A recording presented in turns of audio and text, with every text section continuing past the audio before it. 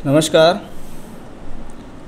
एक 18 वर्षीय कन्या की जन्मपत्री हमारे सामने, जिसका हम विश्लेषण करने जा रहे हैं। जीवन के सभी मुख्य तत्वों के बारे में हम यहाँ बात करेंगे और शुरुआत हम लगन से ही करते हैं, क्योंकि लगन अपने आप में बहुत बड़ी चीज़ होती है। लगन ही आपको जीवन में बताता है कि आपका जीवन में कितना बड़ा करियर है, राइज है, क्या है आखिर। वृश्चिक लगन का ये हॉरोस्कोप है और चंद्रमा मकर राशि में बैठा हुआ है, यानी लगन के मालिक मंगल हैं और राशि के मालिक शनि हैं, क्योंकि चंद्रमा यहाँ 10 नंबर में बैठा हुआ है। वृश्चिक लगन मंगल की दूसरी राशि है, स्थिर राशि है, जल तत्व की राशि है, गोपनीय और गहन राशि कहलाती है। स्वभाव में स्थिरता देती है, व्यक्ति भीतर ही भीतर योजनाएं बनाता है और ख़ास तौर पे ऐसे लोग यदि किसी के प्रति बुरा व्यवहार रखते हैं तो उसको वो दर्शित नहीं होने देते। यानी अगर किसी ने इनके लिए कुछ बुरा कहा या कह दिया तो उसको कुछ नहीं कहेंगे, बस उसकी बात को दिमाग में रखेंगे कि इसने मुझे ऐसा कहा था, और समय आने पर ऐसा व्यक्ति बदला भी लेता है। वो किसी भी परिस्थिति में है, चाहे ये छोटे हों चाहे ये बड़े हों, क्योंकि इनकी राशि भी मकर है। मकर मगरमच्छ होता है, ये भी जल तत्व और पृथ्वी तत्व दोनों का गुण रखता है। जिस प्रकार घड़ियाल घात लगा कर रखता है, तो ये अपने जीवन में किसी भी योजना में घात लगा कर रखते हैं, किसी से बदला लेने में, कोई काम करने में, यानी समय का इंतज़ार करते हैं और जैसे ही वो समय आता है उस समय को भुनाने में सक्षम रहते हैं। लगन का मालिक मंगल पंचम भाव में, लग्नेश का केंद्र त्रिकोण में जाना जीवन में अच्छी उपलब्धियां देता है। लग्नेश जब पंचम भाव में मंगल बैठे तो ये स्थिति बुद्धि के लिए ठीक है, कैचिंग पावर के लिए ठीक है, शार्प माइंड करने में सक्षम होती है। साथ ही साथ थोड़ा सा संतान के नज़रिए से ये स्थिति कमज़ोर है, क्योंकि पंचम भाव संतान का भाव, वहाँ पर मंगल बैठा है जो कि षष्ठेश भी है, और पंचम भाव का मालिक जो बृहस्पति है वो यहाँ अष्टम भाव में राहु केतु एक्सेस पे वक्री है। तो पहली बात, संतान से संबंधित तकलीफ़ परेशानी की स्थितियाँ दिखाई दी हैं। संतान का देरी से प्राप्त होना या संतान प्राप्ति में कठिनाइयाँ होना। साथ ही साथ ये पंचमेश है, पंचम भाव एक शिक्षा का स्थान भी कहलाता है, तो बाद की शिक्षा में व्यक्ति को कुछ परेशानियों के इंडिकेशंस भी दिखते हैं। यानी शिक्षा रुक कर चलना या गैप हो जाना या किसी चीज़ में आपका साल खराब हो गया, बस ऐसा ही फिर वो शिक्षा आगे सुचारू रूप से चल जाएगी। जब मैंने शिक्षा की बात करी है तो शिक्षा का मालिक बृहस्पति अष्टम भाव में बैठा है और कारक जो होता है बुध, वो यहाँ तीसरे घर में बैठा हुआ है। यानी एजुकेशन के लिए कहीं स्थान परिवर्तन या दूरी भी यहाँ दर्शित हो रही है। बृहस्पति और राहु जब एक साथ किसी कुंडली में हो और वक्रत्व स्थिति में बृहस्पति हो, तो ये कॉम्बिनेशन, कुछ लोग कहते हैं गुरु राहु का संयोग चांडाल योग बनाता है। इसमें कोई संदेह नहीं है। यहाँ बृहस्पति राहु एक इस प्रकार का योग देते हैं जो व्यक्ति के स्वभाव में सनकपन देता है। यानी जब मैं बात करूँ गुरु चांडाल की, तो विवेक का शून्य हो जाना और आप रूढ़िवादी होकर बात करते हैं, या ये कहते हैं कि सामाजिक स्थितियाँ तो ये बेकार की चीज़ हैं, ये जो समाज है ये बेकार है, अपनी लाइफ जियो। यानी कभी कभी ऐसे लोग परंपरा को ना मानने वाले भी देखे गए हैं। यानी जो एक मॉडर्न ज़माना है उसकी तरफ बहुत तेज़ी से आकर्षित होने की स्थिति, क्योंकि जो प्लैनेट है राहु वो इस प्रकार की ही स्थितियाँ देता है। शनि सप्तम भाव में वृषभ राशि में वक्री शनि विवाह में देरी के संकेत देता है, क्योंकि यहाँ शुक्र और शनि का राशि परिवर्तन योग है। यानी ये भी बहुत हद तक देखा जाता है कि व्यक्ति अपने जीवन में स्वयं की इच्छा से विवाह करने की स्थिति दिखाई देती है। साथ ही साथ ज़्यादा दूर नहीं जाना पड़ता है विवाह के लिए, वो भी स्थिति दिखती है। और शनि शुक्र का ये राशि परिवर्तन योग व्यक्ति को जीवन में खूब स्थान परिवर्तन, टूर्स, ट्रैवलिंग्स, यात्राएं, हवाई यात्राएं, देश की यात्राएं, विदेश यात्राएं कराने में सक्षम दिखाई दे रहा है। वह प्रॉपर्टी से संबंधित सुख ऐसे लोगों को मिलता है। शनि जब चौथे घर पर दृष्टि डालते हैं, भले ही घर के सुख में कमी देते हैं, लेकिन स्वयं के बल पर यहाँ पर प्रॉपर्टी देने का भी एक संयोग है। अब बात करता हूँ इस कुंडली के मुख्य भाव, तीसरा भाव, थर्ड हाउस जब एफ्लिक्टेड हो यानी थर्ड हाउस पे बहुत सारे ग्रहों का प्रभाव हो जाए तो तीसरा घर एक स्किल्स का है, शौक का है, साहस का, हिम्मत का, यात्राओं का, स्वयं के बल पर कुछ कार्य करने का है। तीसरे घर में कम्युनिकेशंस हैं, मीडिया है, लेखन की स्थितियाँ हैं, भाषण शक्ति है, बोलने की कला, लिखने की कला, क्रिएटिविटी हो जाना, वो सब थर्ड हाउस में आती हैं। अब देखिए थर्ड हाउस में सबसे पहला प्लैनेट है सूर्य।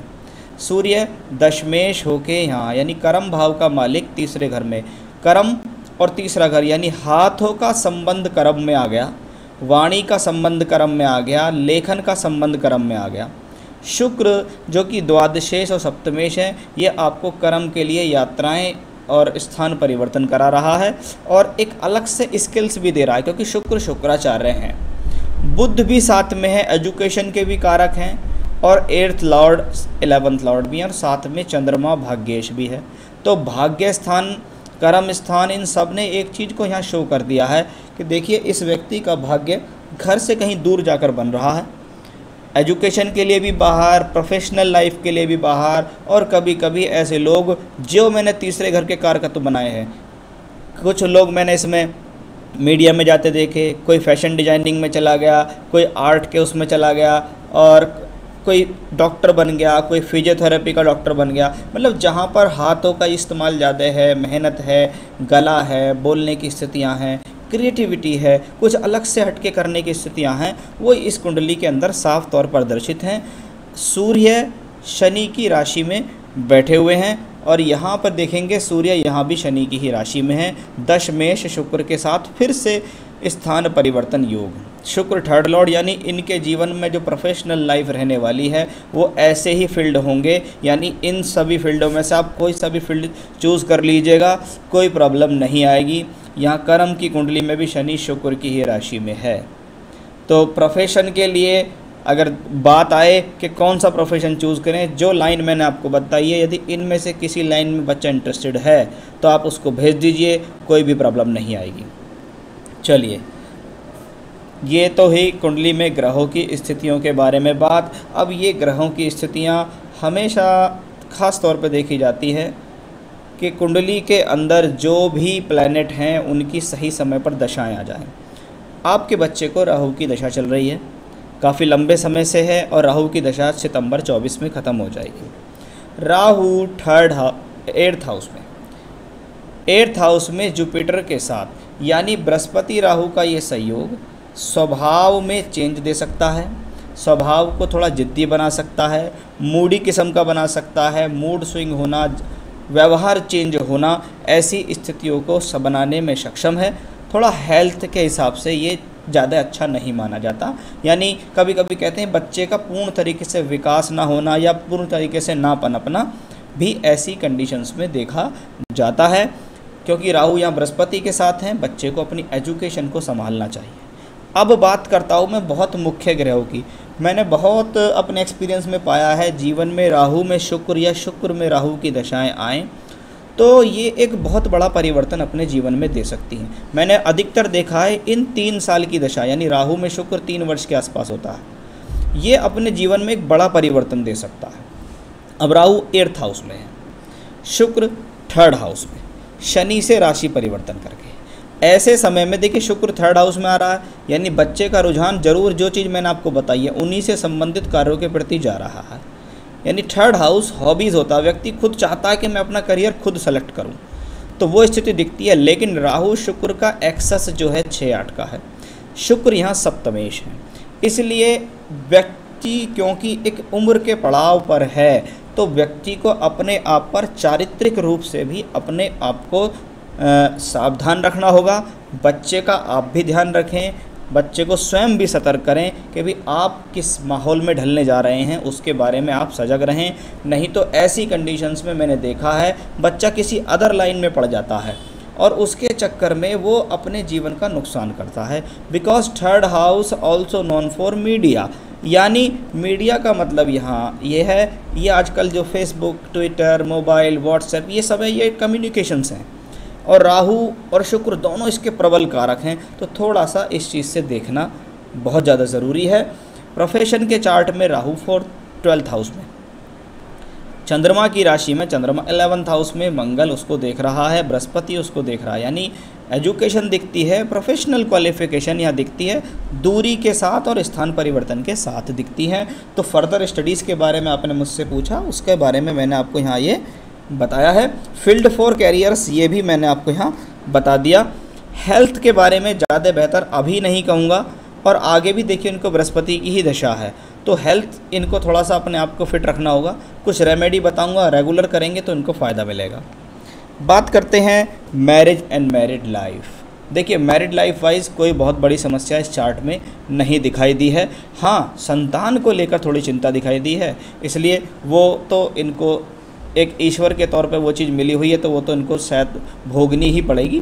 बाकी लड़के की कुंडली जब कुंडली मिलान करेंगे तो उसमें भी वो चीज़ नोटिस कर लेंगे कि उनको कुंडली में संतान का योग कैसा है। वैवाहिक जीवन के हिसाब से थोड़ी बहुत समस्या मुझे इस चार्ट में दिखाई दी, वो भी may be possible ego problem, क्योंकि इनका नवांश में मंगल सिंह राशि में बैठा है, योग कारक मंगल है, नुकसान तो नहीं करेगा लेकिन ईगो बढ़ा देगा।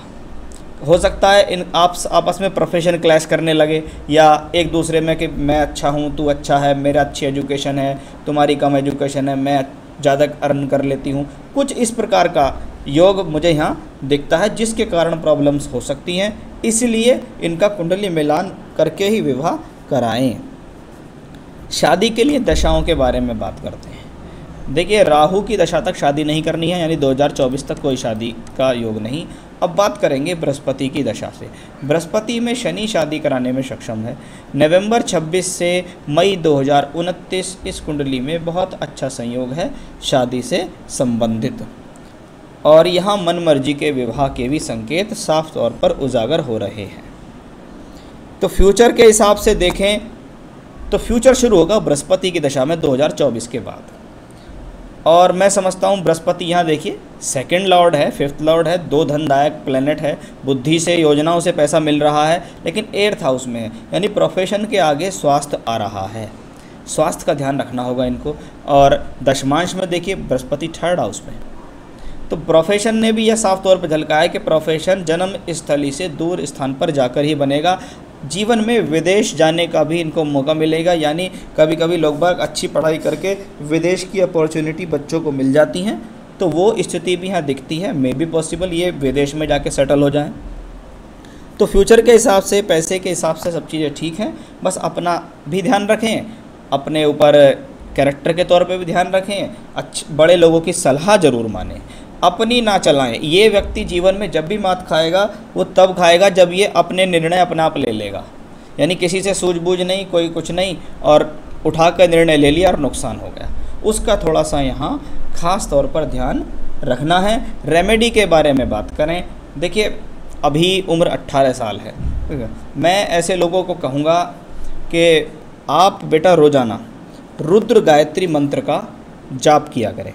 रुद्र गायत्री मंत्र आप गूगल पे जाएंगे, गूगल पे डालेंगे रुद्र गायत्री मंत्र, ओम तत्पुरुषाय विद्महे महादेवाय धीमहि तन्नो रुद्रः प्रचोदयात्। अगर आप इसको रोज़ाना 21 बार रुद्र गायत्री मंत्र जप लेते हैं तो ये आपके लिए एक बहुत अच्छी स्थिति है, उसको कीजिएगा। भगवान शिव की पूजा कर सकते हैं, ओम नमः शिवाय मंत्र जपें, शिव चालीसा पढ़ सकते हैं, शिव जी की आरती पढ़ सकते हैं, या रुद्राष्टकम, लिंगाष्टकम, ऐसा कुछ भी कर सकते हैं, तो आपको जीवन में रिलीफ मिलेगा। लेकिन ये जो भी उपाय आप करें, जैसे रुद्र गायत्री कर रहे हैं रोज़ाना, शिव जी की चालीसा पढ़ रहे हैं, तो इसको रेगुलर करें, ये आपको बुद्धि और सद्बुद्धि दोनों प्रदान करेगा।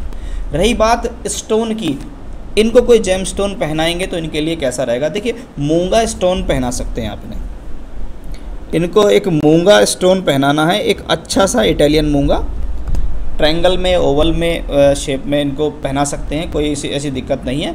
और तांबे में पहना दीजिए शुरुआत में, आप चाहेंगे तो मैं इनको रिंग बनवा कर यहाँ से अपने पास से भेज भी सकता हूँ, वो इनके लिए एक बेटर रहेगी। उसके अलावा जीवन में कभी संतान से संबंधित तकलीफ़ें आएँ तो यहाँ पुखराज पहनना है, अदरवाइज़ पुखराज यहाँ नहीं पहनना है।